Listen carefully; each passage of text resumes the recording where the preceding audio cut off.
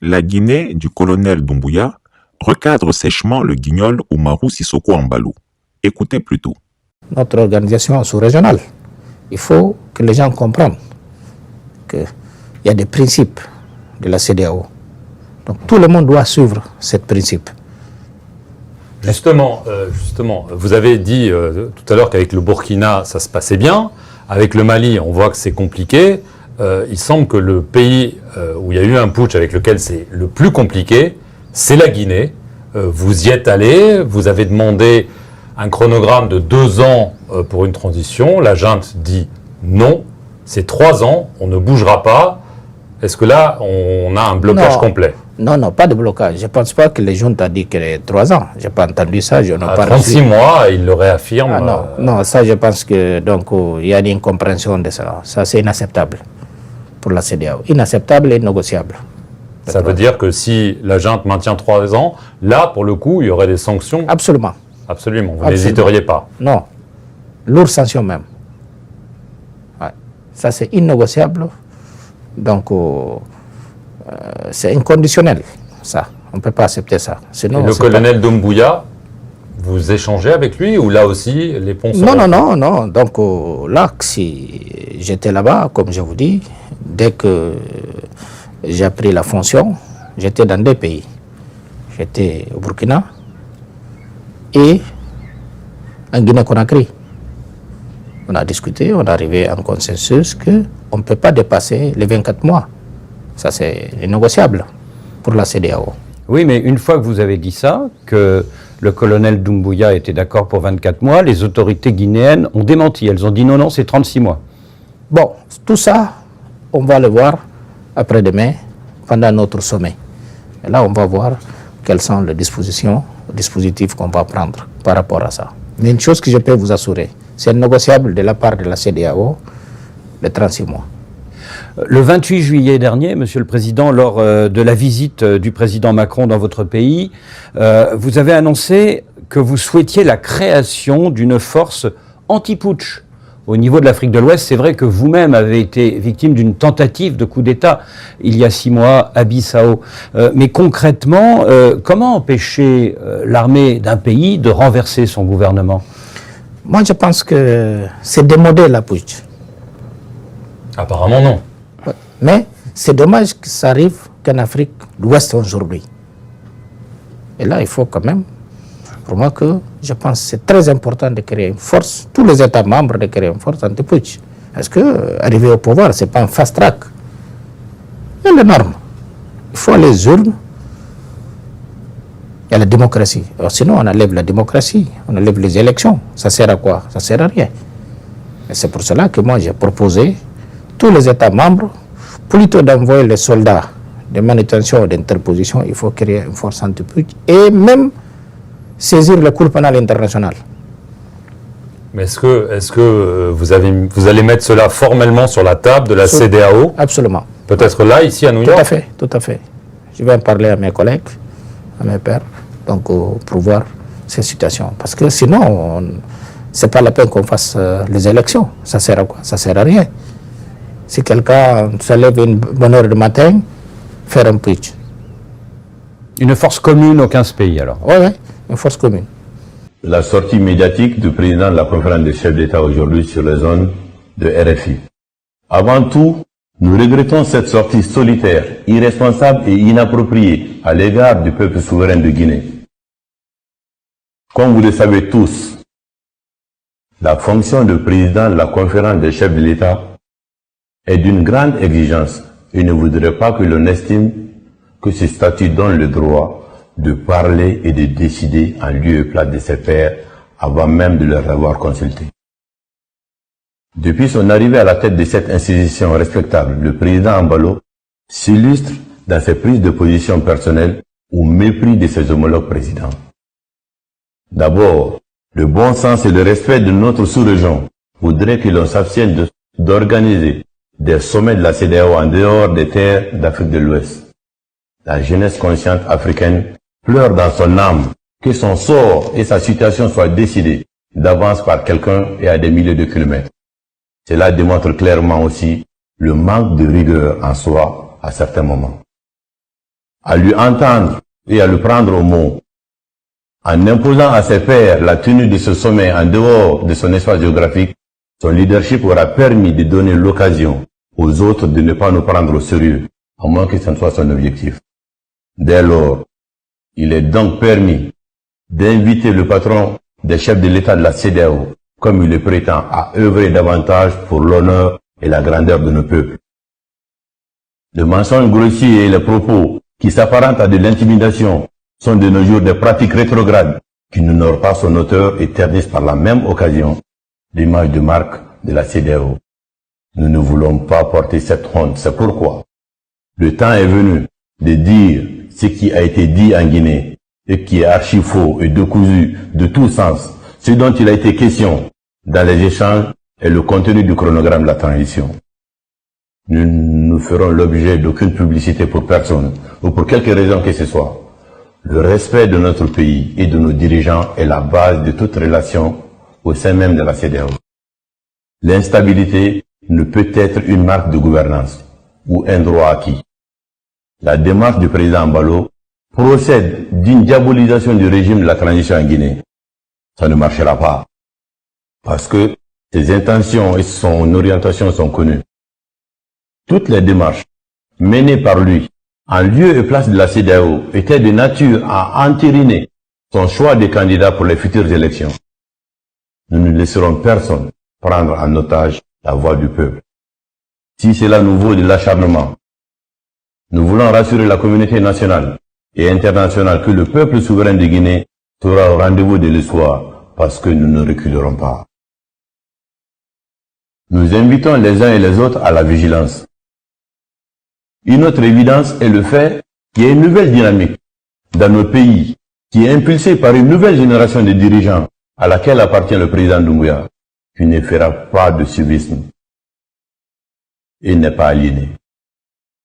Pour ceux qui interrogent l'histoire, on sait qu'en Guinée et partout dans le monde, le Guinéen n'aime pas le manque de respect ou un quelconque dictat. Nous avons volontairement ouvert toutes nos portes à la CEDEAO, mais nous nous résignons d'accepter que l'image souverainiste de notre si chère institution sous-régionale ne soit pris en otage par des sorties non maîtrisées et imprévisibles. Président Embalo, qu'est-ce qui nous a été proposé pour une sortie de transition, à part le calcul arithmétique de jours et de mois?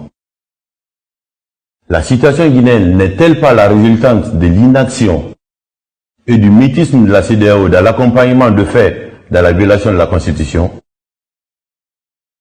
Nous assimilons cet acharnement au fait que les actions de rectification institutionnelle en cours dans notre pays soient du mauvais goût pour certains qui voudraient nous replonger dans les erreurs du passé.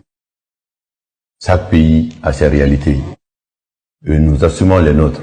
C'est la raison pour laquelle nous avons consulté l'ensemble des forces vives de la nation pour proposer un contenu à notre transition. Il est important qu'il y ait un peu de retenue dans certaines prises de parole pour ne pas se donner un spectacle aux yeux du monde. On ne peut malheureusement pas se permettre de parler comme des acteurs des réseaux sociaux pour comptabiliser le nombre de vues. Nous ne permettrons à personne que la presse soit la voie par laquelle un responsable choisira pour parler de notre pays et en profiter pour s'accorder du crédit en disant des choses qui n'ont jamais fait l'objet d'échanges.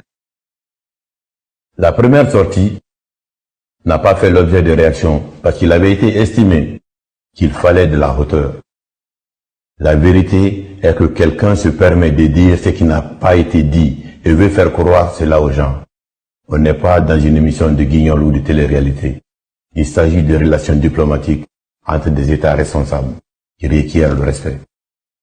Au sujet des sanctions pré-proclamées, nous répondons que ce n'est pas une surprise venant du président Embalo.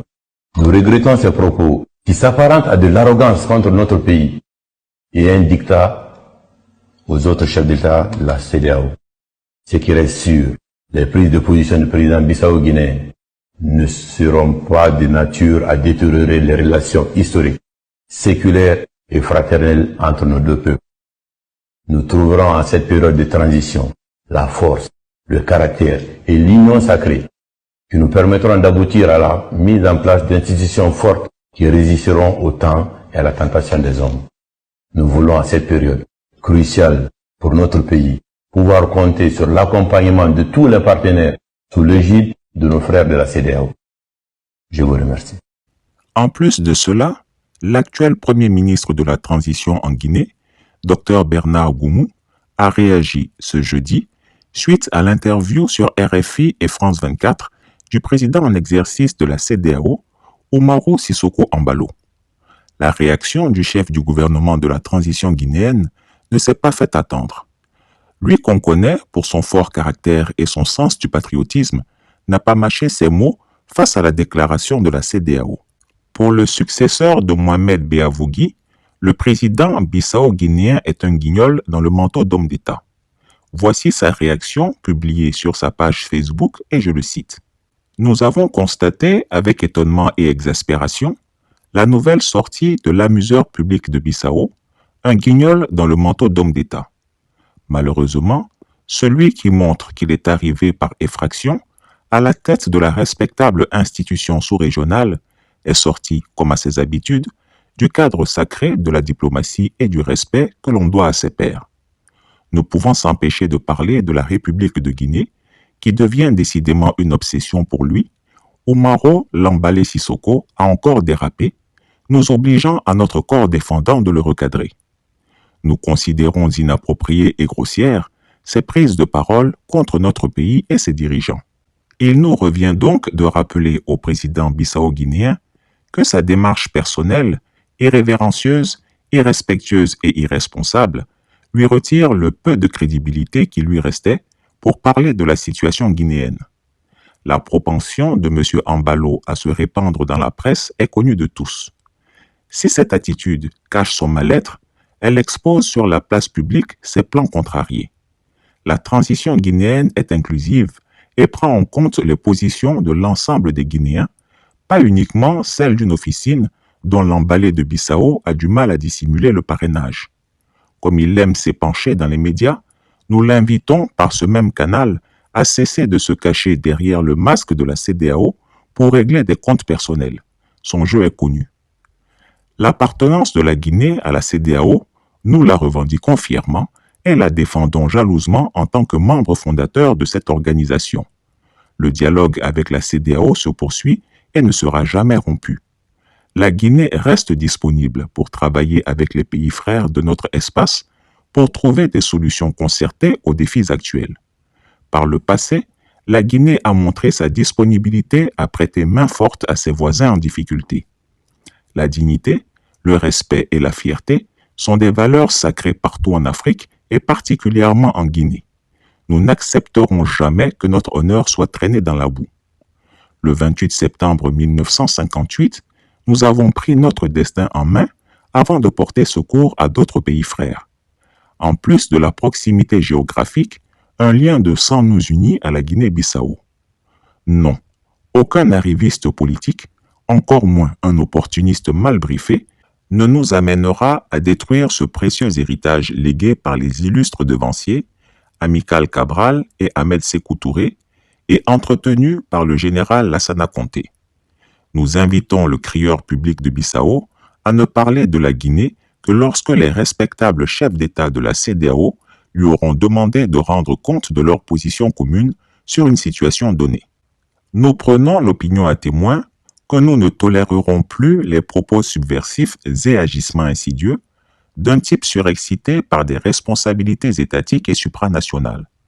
Nous rassurons nos sœurs et frères de la Guinée-Bissau que nous faisons la différence entre les positions opportunistes et les relations historiques qui nous lient. Nous réitérons à la CEDEAO que conformément à l'engagement patriotique du président de la transition et du CNRD, nous sommes à l'écoute de toutes les forces vives de la nation.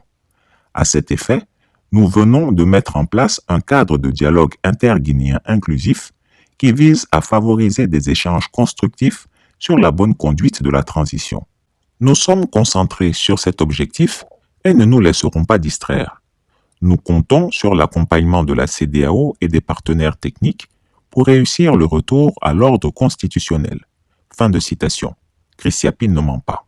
Retrouvez Chris Yapi sur ses deux chaînes YouTube, sa chaîne Dailymotion, Instagram et VK.